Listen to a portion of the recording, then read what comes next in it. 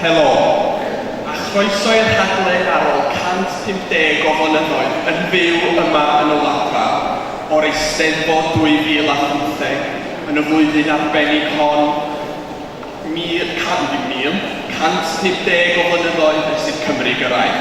A dyn ni yma heno i wrando grŵp arbennig sydd wedi dod holl ffordd o Drefelin yma i'n diddannu ni yn y dyffryn.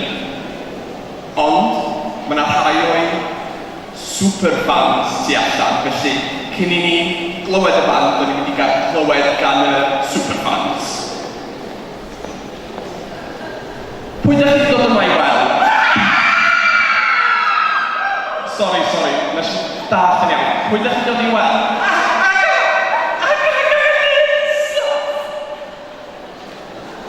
Sut ydych chi'n teimlo i fod yma?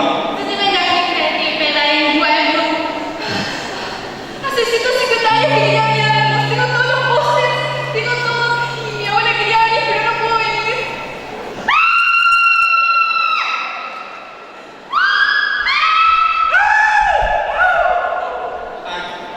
Cwestiwn bach arall, pwy yw'r hoff aelod o'r band? Ricardo González, ti'n gwybod oedd nain eisiau weld? Iawn, felly, dyn ni'n gweld yr superfans. Superfans ydy'n iawn eich mynd oddi ar y llwyfan os gwelwch y dda. I ni'n cael glywed Aga Gal